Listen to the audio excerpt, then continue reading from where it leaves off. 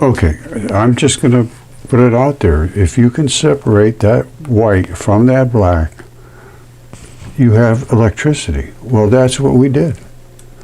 That is the white being separated from the black. And it's just exploding in this particular case. Now we can actually focus it. You see this? We could focus that and create some kind of a harvest device here, which I think I showed you some. It's just rudimentary, just to show you that it should be able to be done. The muon is the black part, and it goes on its way, well defined. The electron goes into showers. Now this is not from me. This is from, I think, CERN or one of them, maybe Fermilab. But anyway, here's what they're showing. Here's the muons. You see that? These are the muons. They come up and they just bang and they bounce it back, just like I showed you. And here's the electrons. Here's the electrons. They come through at a low level of energy, and then you get these well-defined high energy showers from them. That's not me. I didn't make that doodle. Somebody else did that. And it creates a lot of energy from a very small amount of energy, basically is what it's telling you. All right, I should explain a little deeper about these particles and why I call them dipoles, and what the energy levels are and what the masses are. And as I said, the black is the only thing that has any mass. There's no mass whatsoever. And they can get bigger and smaller, and these never change size. That's it. And everything is made of these particles right here. Light is part of everything. All right, light makes up literally everything. Now, the air being dry plays a big part in static, the buildup of extra static charges. And they say here, right here, it says static electricity is the buildup of electrical charges, specifically electrons. I agree with that, 100%. On the surface of the materials, typically insulators. I agree with that too. It is caused by the transfer of electrons between materials. So I have extra electrons on here. Often through friction or contact, they're rubbing together. And all of a sudden one of these pops over here and sticks on this side. So now I've got one extra. So the friction, leaving one object with a net positive charge and the other with a net negative charge. That's not necessarily true. You can have an extra electron floating around on these. So they could, once it discharges, they're both, you know, just not charged at all. They're neutral. Now, everybody knows how it happens, rubbing your shoes on the floor and glass rods and all this business. And it's because of the alignments of the electrons. There's a lot of reasons. But the point being is that we might be able to use this white particles right here. That's all it is. Those are the particles that make electricity. Those are the electrical particles. They have no weight. You charge your car up in the morning and it weighs 4,000 pounds before you charge. Still weighs 4,000 pounds after you charge. You drive all day, still weighs 4,000 pounds. Charge it back up again, still weighs 4,000 pounds. It is totally different than other types of energy. All it wants to do is get back to the black. And it'll go through any device. It'll go through you. And it'll go really strong. I'll tell you, electrical motors are extremely powerful. All right, everybody knows that there's certain materials that you can scrub around and and it dependent upon the moisture in the air and so forth, you can get a good static charge on yourself. And you touch something that is going to ground, like a water pipe, you snap and you get a whack. Or you can sometimes just touch another person, and that will accept all those extra electrons. But those are just the electron portion, the electron neutrino, extra white. Right? When you see a spark, that's just extra white. And the same thing with lightning.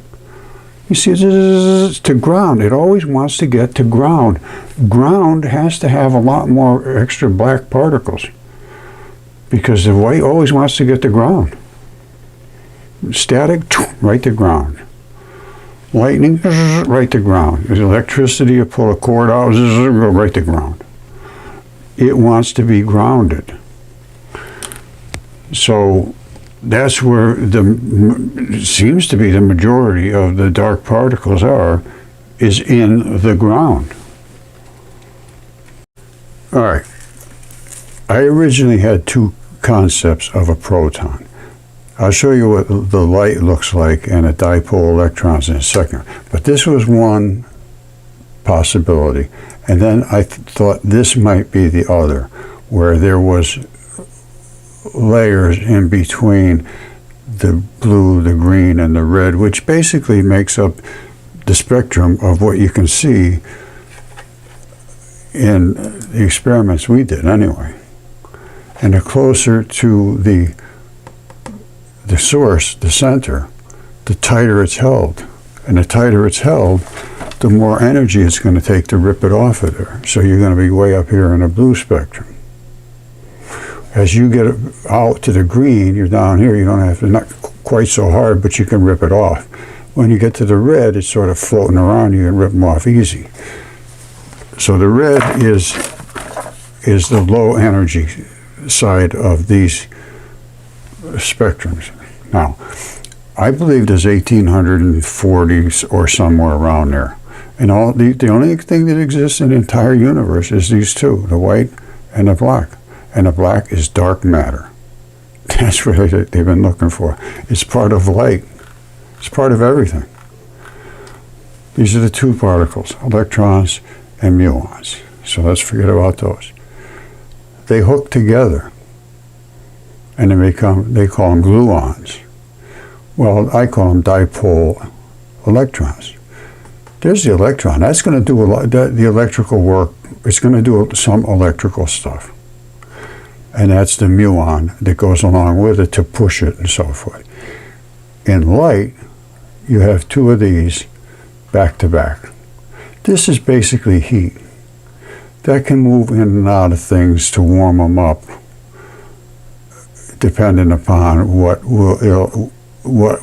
other molecules will allow it in, and that'll depend on their temperature. So that basically is a temperature adjuster. Those bounce. They have a big field around them. They're like a basketball. Boing!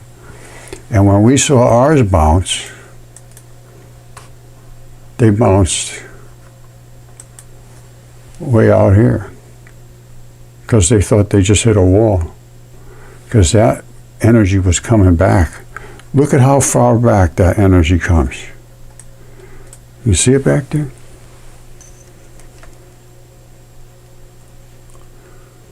And if you look really close at these lines, and even like down here, here's a good spot. Let me show you here.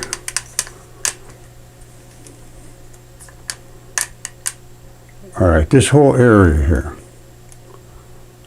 those little white dots. Let me turn this off. You see those little tiny white dots? Every one of those is some kind of a particle, or a gas, or something. All right, you see them? They're everywhere down there.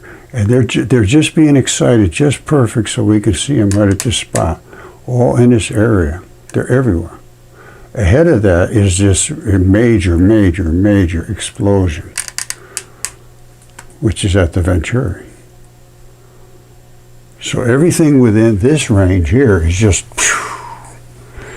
you get just past this and you end up with excitation of particles. And then you get past that and you get fields. I mean, you still get fields back here, but they're just so compacted that you really can't see them that well. Out here, you start to see them separating and out. And they just talking something about Whistler effects on Mars, they found. See, Fermilab, CERN, the rest of them, they're using neutrons and protons, smashing them together and getting all these particles coming everywhere.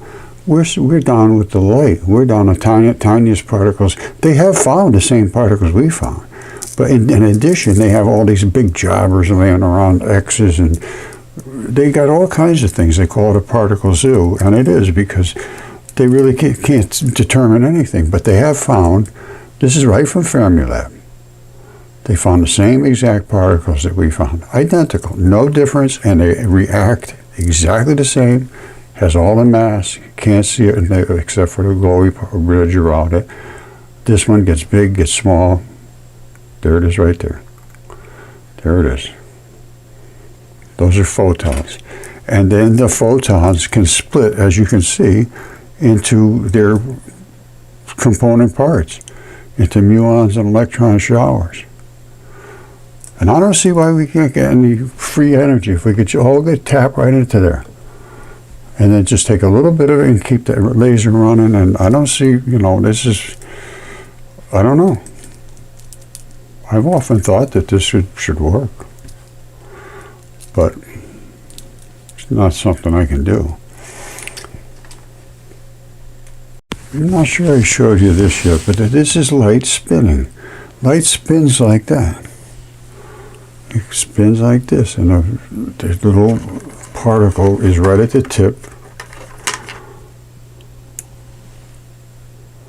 And it spins like this. And sometimes it spins that way, sometimes it spins this way, and most of the times it ends up going through the center. And it looks like a drill bit. You see this? Show that to any machinist and they'll say that's the tip of a drill. Now check this out. I'm pretty sure this was like a pin or something like that. And the laser was hitting it in just such a way that all the dark particles appear to have gone this way. I don't see any dark particles going this way at all. None, zero. Do you?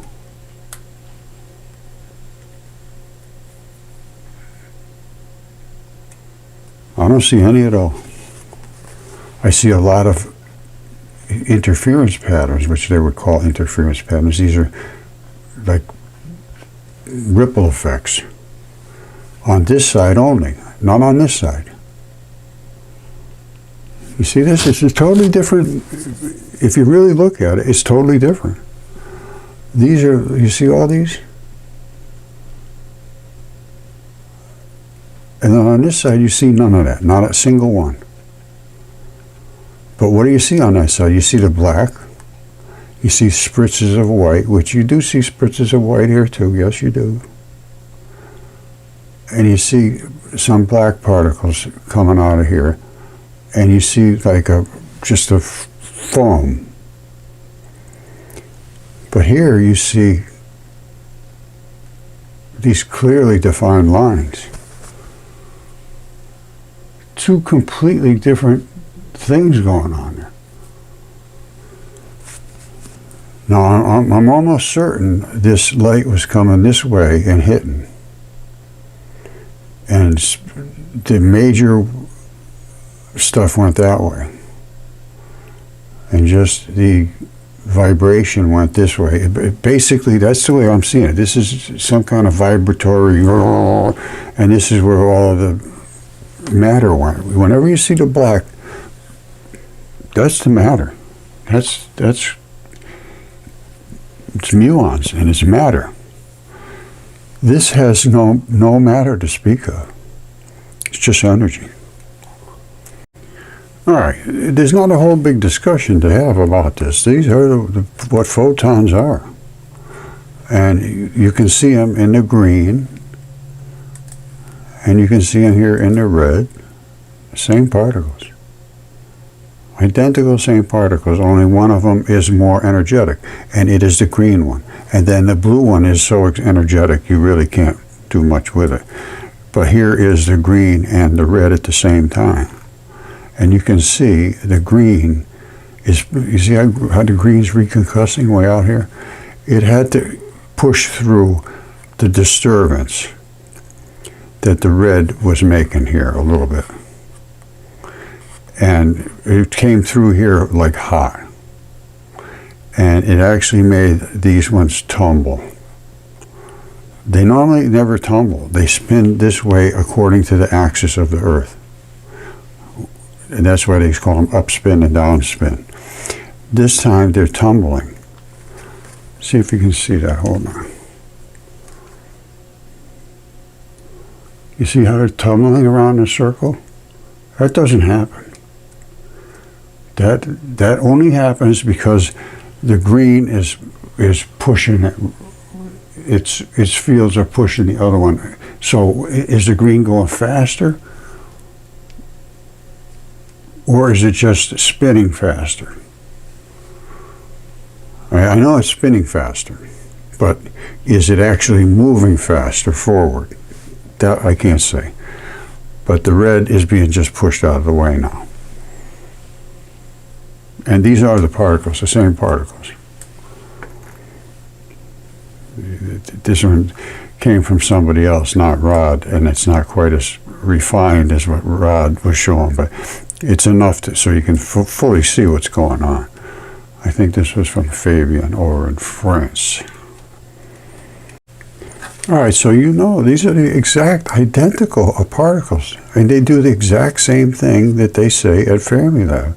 The black one is just mass, and the white one turns into energy, has a field, big field around it. And it can get bigger and smaller, and the black one just never changes size. One size fits all. And it doesn't matter what color it is. All right, and I've shown that with the green one. The green one is just like the red. And this is where we turn into the electron showers. And this is a staggering amount of energy. When you go from a dark, energy. Well, dark means less energy. And that's just what it is. And it turns real bright. It means you've increased the energy.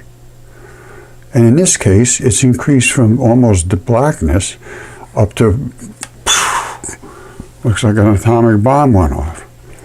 And in the subatomic world, that is an atomic bomb. That's a subatomic bomb. It exploded those particles. Now they want to get back together again, just like they do when you get too many white particles collected in the atmosphere, and all of a sudden it goes into lightning. Lightning is the white particles want to get to the ground. That's where they want to be. Ground, that's why they call it ground, because it will accept them. There's got to be more black particles. Well, they say there's 85% black particles. They have no idea where they are. They're everywhere, basically. We're made out of those. We're made out of all the same stuff as I'm showing you here. This is the same stuff we're made out of. Okay, I can't see why this isn't possible. All we used was a little construction laser here, and a Venturi, just a simple, actually a couple of nails, rounded into, so the fields rounded into themselves and crashed. And it looks like it put out a lot of energy. You saw that energy chart right up through the roof. Now, if you could put hundreds of these, and you could put thousands of them, literally, they're just tiny little things inside of a box like this. And you could have any kind of output, you have a little, regulation inside there, whether it's AC, it's DC, 110, whatever. But you feed it from here, you just suck the white out right here before it hit back to the black. and you have to send it down through into a battery circuit or some kind of a capacitance in there a little bit. You need some, but you wouldn't need a whole lot, I wouldn't think. If you could just turn up the volume, and you get more and more of that white, and more of that white means more and more electricity. It's just like turning up the electricity on a rheostat or whatever you want to call it.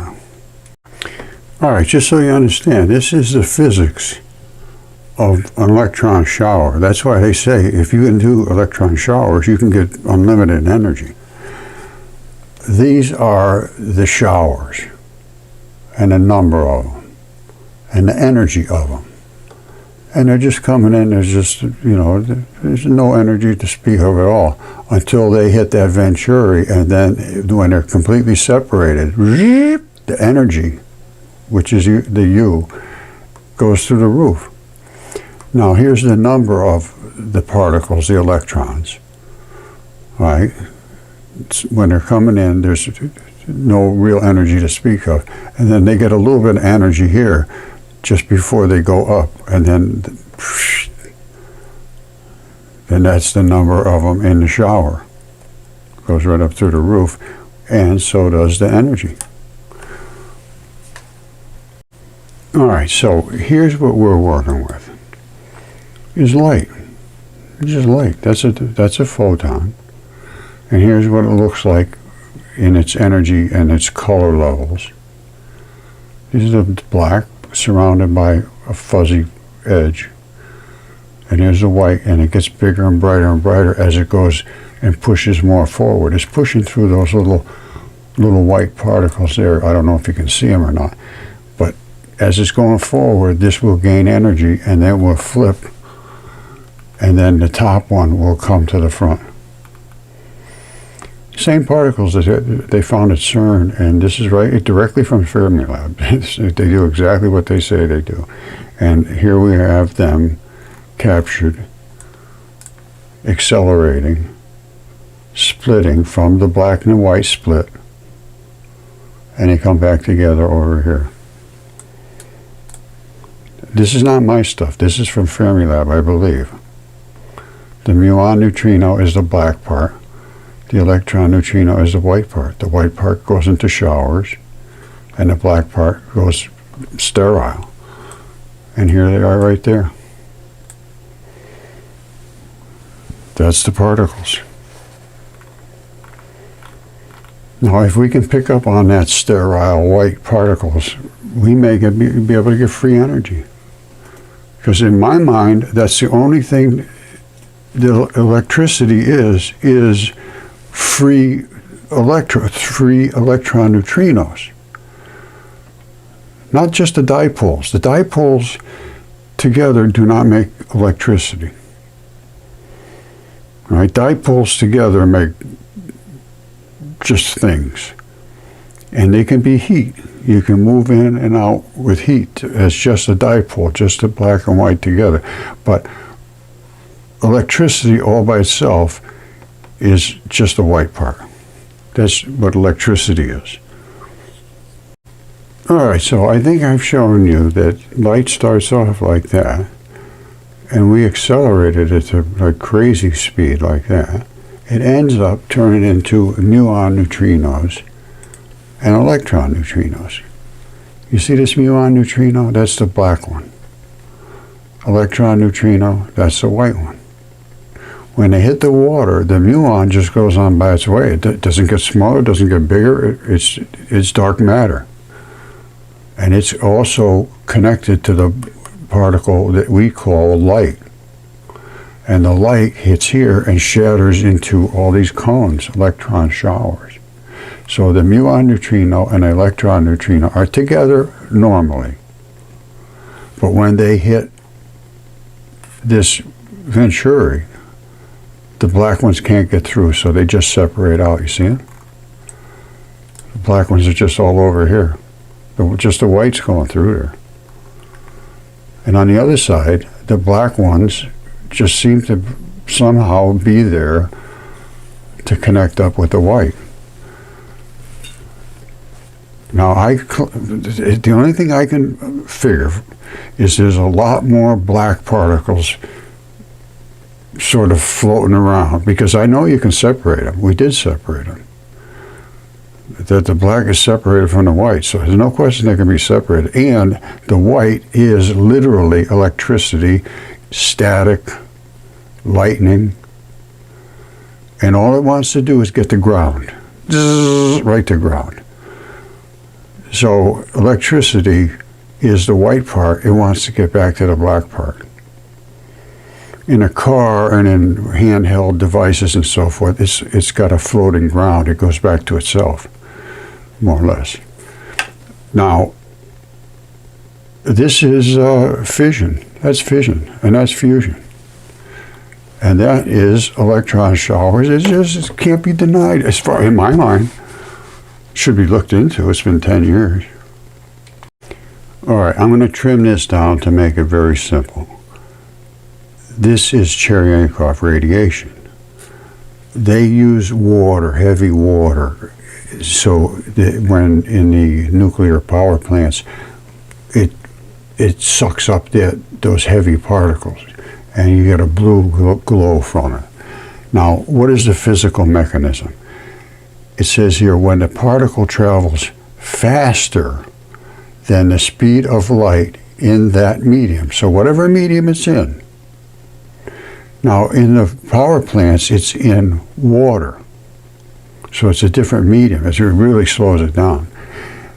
We're working with light in the same medium as air, oxygen, right in front of you. So it says it polarizes the molecule along a path. When the particle travels faster than the speed of light in that medium, it polarizes the molecules, releasing energy as photons. And we're seeing photons that just blow your eyeballs out.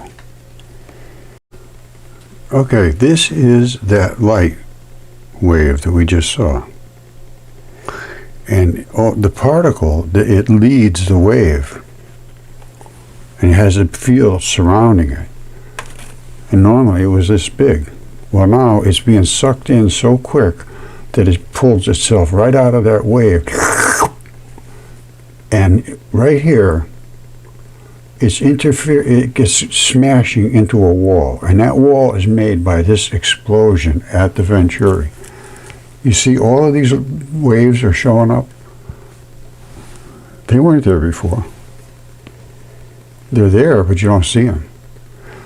Now they're brilliant because they're being pushed back at. So they're hitting a wall, basically. They think they're hitting a wall. So they're lighting up like crazy. This one was being pulled forward. So it gave a little bit of a glow, a little bit of a glow, a little bit of a glow, and then the explosion happens here, just like these happen. It's hitting onto its own self and still pushing all that white particles into the Venturi. And at this exact spot, the black separates from the white. The black can't get through the Venturi. The Venturi is tuned only to let the white through. And it's just, this is literally a subatomic nuclear explosion. All right? Because these particles are the particles that are in the nucleus. The light is in the nucleus. And it explodes. That's the explosion. It's fission on this side, the black breaks off from the white, and it's fusion on that side when the white attaches back to the black. And they know about this. They use it in Cherenkov radiation. All right, I keep talking about CMOS. Well, it's complementary metal oxide silicates. And they work with each other to present a frequency that can be amplified. And what it is field effect transistors. FET means field effect transistors. So the CMOS sensor uses this MOS effect. MOS field effect transistor amplifiers. So whatever it gets hit with, it can amplify. And there's a zillion of them in here. This was the phone that was used to do all of these camera shots. All of this was done with this phone, not this X specific one, but Rod did virtually all of these. Excellent work using this phone. This is from 2012, Galaxy S3. And there's a zillion different little pixels in there. Every pixel has the ability to amplify. So if you get hit with one photon, it amplifies it a little bit. If it gets hit with 100 of them at the same time, boom, you get really energy. Simple as that. And I'm going to explain to you how the energy varies as the particle moves, because this is where the particle just gets started to moving. This is with a particle creating a wave in front of itself. Boom, boom, boom, boom, boom. And there's a couple reasons I can talk about this wave, but the thing that tips me off is all of these particles lighting up. Their fields are being compressed. And whenever you get push to shove, that's what I call it, push to shove. This is push and he shoves back. Well, the guy that's pushing forward usually has a lot of guys with him, and they're going to come. And this is it. So that's what light is.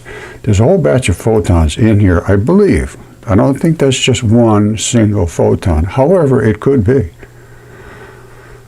Because as it goes forward, it's going to pull itself right out of that wave. But as it comes forward, all of these particles that are in the air, you see that? They're probably moisture particles, they're dust, I don't know what. But I studied these a little bit, and we will in a second. I'm going to show you this accelerating. Okay, my friends, a bit of an interruption there, but I think I was talking about CMOS, and what is it? How does it work? Why can you see photons with this? And not only that, there is no observer effect. It's because we allow the particles, which are the photons, to come and hit and turn on these little transistors. And that's what they do. They just turn them on. And the more that hit, and the more energy coming at you, the more the glow in the field there'll be, which is these fields here. This is what a photon looks like right here. That's what a photon is. You see that? That's the photon. It's a dipole, but it's a double dipole. The white is the electron neutrino, and the black is the muon neutrino. Now, as it comes forward, it starts glowing like crazy. Back here, you don't have an actual photon. They don't turn into photons until they are so reactive that for some reason it splits them into these bits of photons. Because the same thing happens with the green.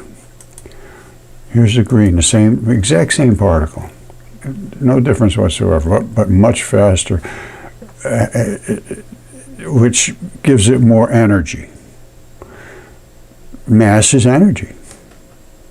So this is, it spins, zip, and here it is here. And I believe this is the same one. It's moving this direction.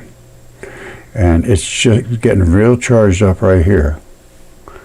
And it's going to flip. Because they do, they spin around circles. And you can see it easily with the red ones.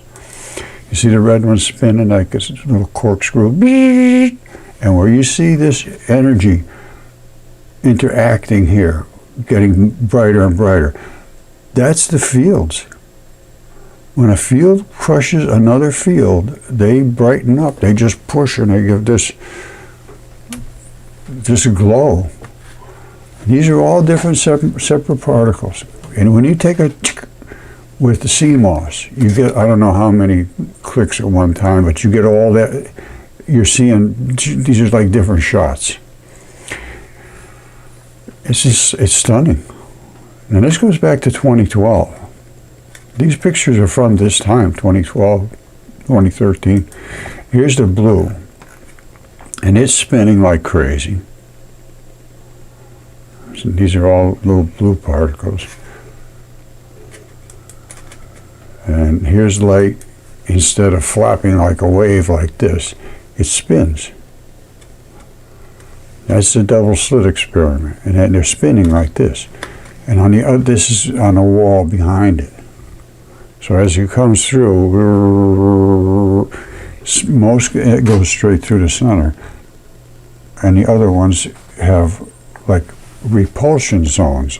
They call them interference patterns. They think this light does this. No, light does this. All right, I am always going on about CMOS because I realized back in 2013 or so, well, yeah, right around there, when Rod Warren was posting these pictures, they were right down in the guts of particles, which were the photons. And I could see the interactions of them. I was just stunned. And I realized he was using CMOS from this Samsung Galaxy phone. All right, this is the first images I got from Rod Warren about photons. And even today, this is 2025, advancing single photon sensing imaging, This goes back to 2015. This is approximately the time that I was making all these big boasts about being able to see photons. And they were dipoles, and you could see the actual field that they create as they flow through. So this is, I'm going to show you the really good shots of it. But we were doing some work on this. This is my stuff. It's the dipole electron flood theory. Rod he's the photo guy. He did absolutely amazing things. But this is what I did, and I did a lot of it. So I'm not bragging. It's just true. So, can you catch a single photon with CMOS or CCD? This is back in 2015. It says webcams use CCD or CMOS sensors, usually whichever chip is cheapest at that time. You can catch photons, but not reliably. CCD means charge coupled devices. You're either sending light in or having something in there that pulls energy out. So they call that the observer effect. If you're observing it, you're putting energy in or taking energy out. You just change it. You do this all. Here we are with CMOS. We're back here watching. It's going to go right by out into the woods somewhere if it didn't hit us. So CMOS is the way to go. And because of the pixels and so forth, you can get absolutely stunning quality. Stunning, as you will see. Okay, my inquisitive friends. Why do I say Einstein strikes again?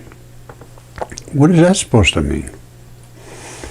Well, everybody bases everything in physics on the speed of light is consistent. It can't slow down. It can't speed up. That's it. It's not right. So everything follows from that is not right. That's just a fact. If you start from a base that isn't correct and you build everything on that base, then there's just nothing is going to be correct. That's why they can't figure out gravity, because there's nothing. It's unbelievable.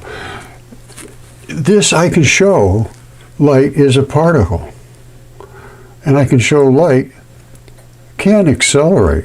That's accelerating light, and the reason it's accelerating because there's a Venturi there, and a Venturi just naturally is an accelerator. And the light coming in, as I'll show you, starts with just a wave, and then all of a sudden it just pulls itself right out of the magnetic field. This is a magnetic field. And that's all light is two polar particles, two dipole electrons together. I'll show you the details.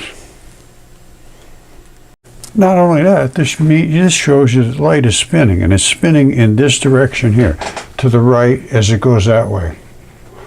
All right, and I know that because it came in really hot, really fast.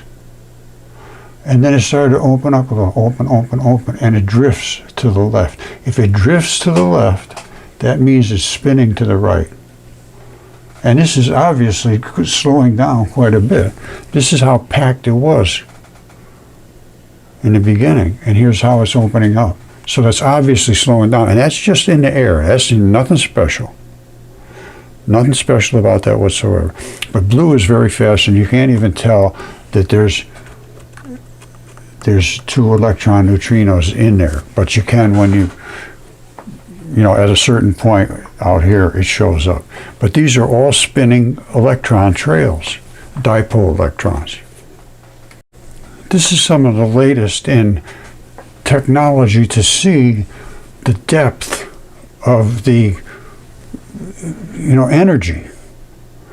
Whenever anything comes through those energetic fields, they're going to be pushed back. It's push to shove. You come at me, I push you back. They're slowing down as they're coming to us. I can show you light slowing down. I showed you light accelerating, but I can show you light slowing down too, because it does both. All right, dipole electron flood theory solves virtually everything in physics. They know these two particles exist.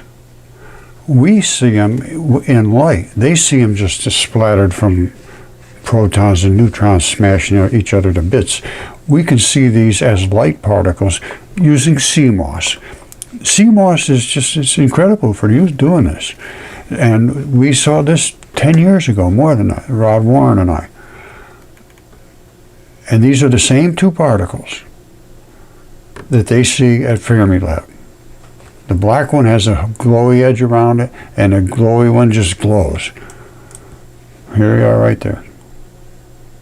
There's one here, and that's what they are. Now, we accelerated that. That particle was right in there. We accelerated that, and it exploded at the Venturi. Right here is the Venturi. You see this explosion, white everywhere, and you can see more and more fields showing up because they're being pushed back at. They're everywhere. You don't see them though, until they actually bounce off of something, and they think they're bouncing off of something now because they are. They're being pushed back. And this right here is right here. And the black has separated from the white. All right, the black is a muon neutrino right there. And the white is the electron shower. It turns into electron shower. There it is right there. This is from Cherenkov radiation. This is not me making up these things. And this is not me making up this thing about Fermilab. This was from Don Lincoln's article about the smallest particles they can find. And there they are. And they do exactly what he says. He was correct. This one has a glowy edge around it, but you can't see it otherwise. And it has all the mass. And this one has no mass to speak of, but it can get bigger and smaller. And I show you this right here. There it is. Case closed. That's from light, from a red laser.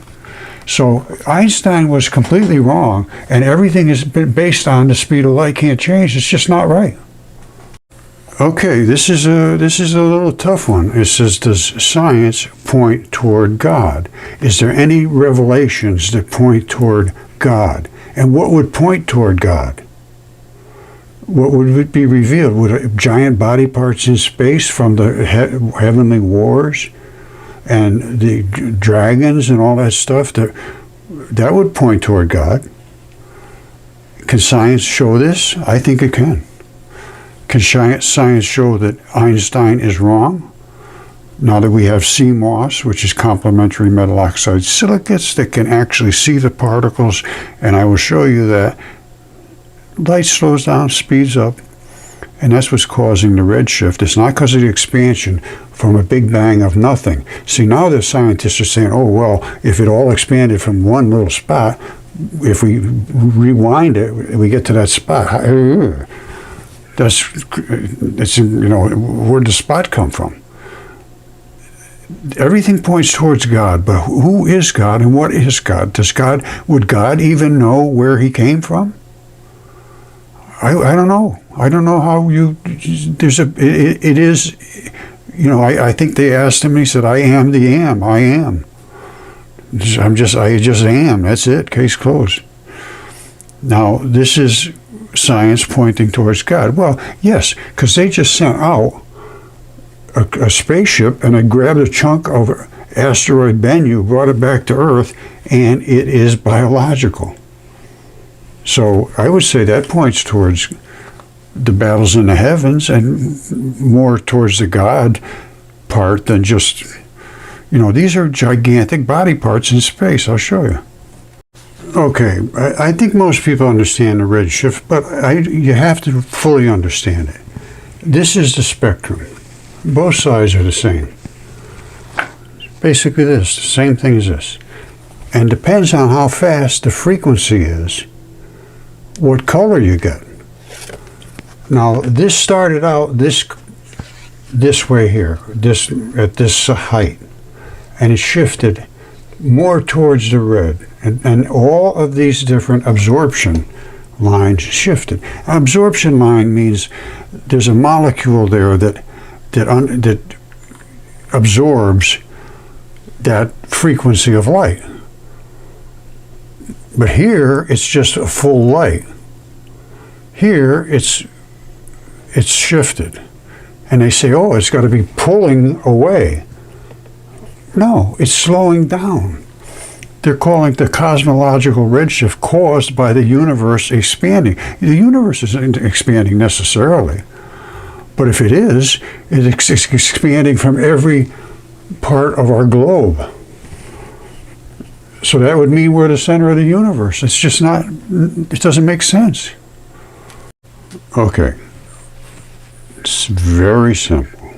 We have a Venturi here, which is nothing more than two round pins like this and a very thin slot between the center. And the Venturi, the laser is pointed directly at that Venturi, which makes it accelerate. I've shown the acceleration, I'm quite sure. And here is the actual event. Now, you can see the black doesn't go through. The black is bouncing back.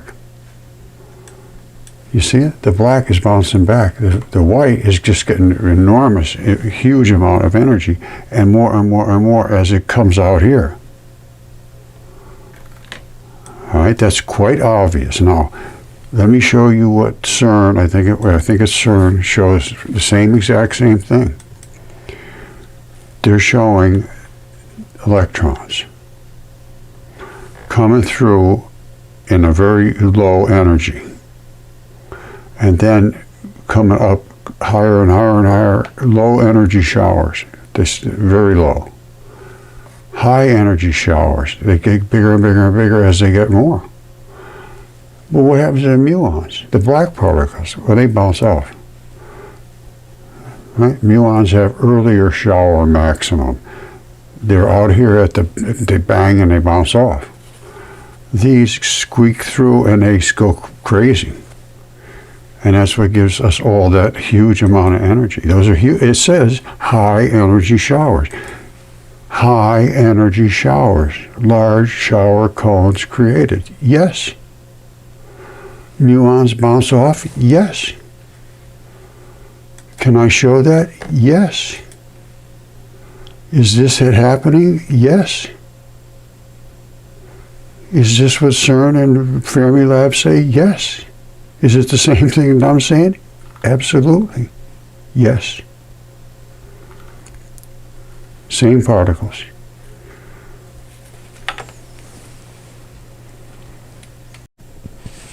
All right. I've shown you these pictures before, but let me show you again. This is the accelerating light, and that is the actual particle. Here's a little fuzzy spot, and I'm going to show you this. This always puzzled me, but it's a fuzzy spot right there. And then, of course, it explodes because it's banging into its own reverberation. And it gets huge out here. It's all of these fields are just, they go forever. This is a gigantic subnuclear explosion. That's what it is. And the black particles don't go through. This is 100% white. Hold on one second. All right, this is extremely cool. This, of course, is the red laser and the light accelerating. And then you get this fuzzy spot here. And I always wonder what that fuzzy spot was, because I'll show you another shot of this. And then it completely divides. The white is completely separated from the black. Now that's because of the way this particular Venturi was tuned. And they're just two pins, or 3 or 4, or however many you want, I believe. And you're shooting this light at it. And if they're close enough or wide enough, certain things will happen. Well, these were in a certain position where only the white could get through. So it had to find some other black particles to interact with over here, because I don't think these from this side jumped over. That just doesn't make sense. And this is this interaction coming, manifesting itself into this, which is this. A complete separation of the white and the black. Now, tuned differently, if those pins were tuned differently, you're going to have a different outcome. Okay, this is outrageous. This is the nuclear explosion. It's basically a nuclear explosion right there, coming through the Venturi. Now, this one was tuned to a point where some of the black could get through. And it's pushing the white ahead of itself. And see all these very compact little wave patterns? And then out here, ahead of the white, you have what is called Whistler waves. I'll explain that in a moment. They don't involve any dark particles at all. No dark particles at all. They precede the white particles, which are being pushed by the black particles. And this is exactly identical to what happens in a nuclear bomb. You hear, and that's it, and then all of a sudden everything happens after that. The house explodes and so forth. But you hear this little, like, that's the Whistler wave. This just came out about Whistler waves they detected on Mars for the first time, which they associate to lightning. This is just an artist. Some artist showed that. But Whistler waves are in the radio wave frequency, which is very low down here. And you can hear, actually, they're audible waves. Whistler waves are audible. And I can show you and prove that from a lightning, from a atomic bomb. And they make well, let me show you. All right, you see this Whistler wave? It's an audio frequency of audible frequency, periodic vibration, whose frequency is audible to the average human. All right, that's what they occur at these audible frequencies. A Whistler wave is a very low frequency. All right, now I'm going to show you this happening, and the reason for it is going to be an atomic bomb blast. And there's all kinds of reasons for it. If you can push particles ahead with extreme energy, you can create Whistler waves. All right, look at this and think about this carefully. This is the source of the explosion. It's like an atomic bomb went off. Only we have it sort of focused. And this black is the matter, it's actual matter coming out from the explosion at the Venturi. Before we had no matter whatsoever. It's 100% white. This time we have it. And it's pushing the white ahead of it. Now, look at how tight those vibrations are. All right, I think I have another shot of this. But look out here. There is no dark particles involved in this. No dark particles whatsoever. The dark particles are trying to catch up.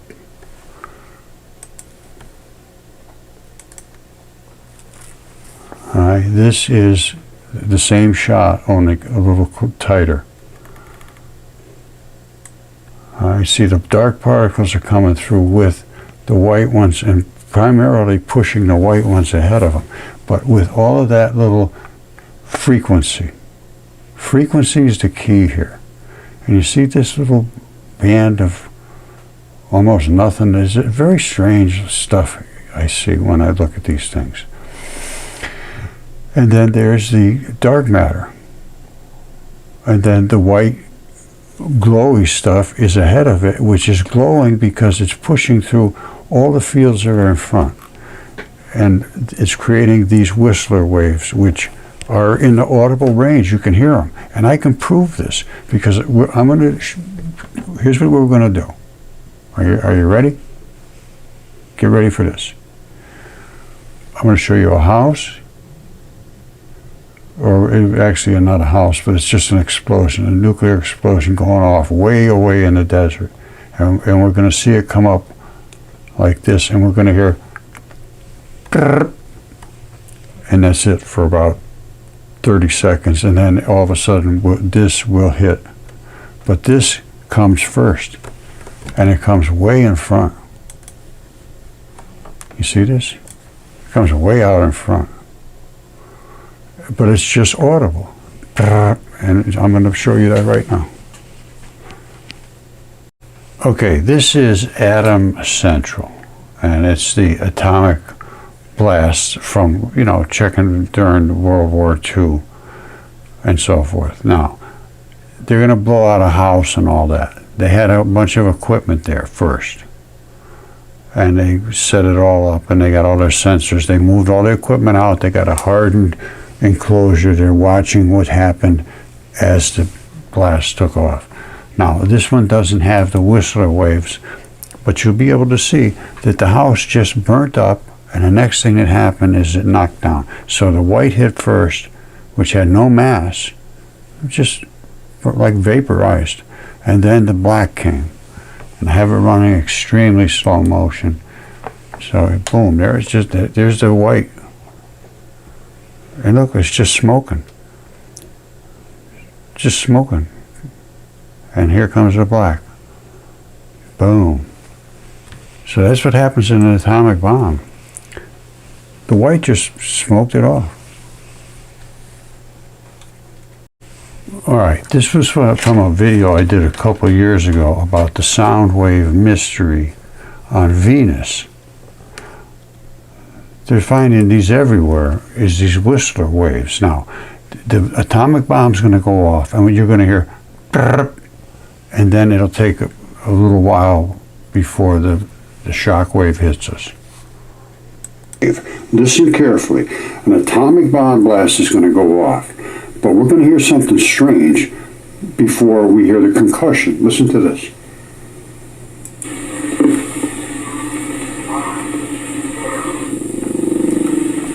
Did you hear that? You didn't see any nuclear blast yet. You can see it, but now it's coming at us. You see this? This is the dark particles coming at us. That wave coming across the desert. So we have not heard anything other than that. Now we're going to hear the blast.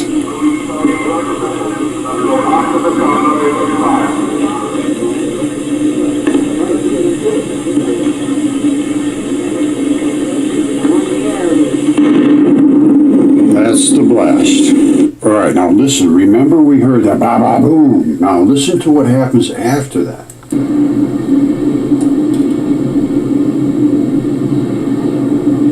Because boom, there's the dark particles hitting, but they have to come all past us now. You hear them coming? It's like a wave, a gigantic wave of these dark particles all by themselves. They're trying to catch up with the white ones.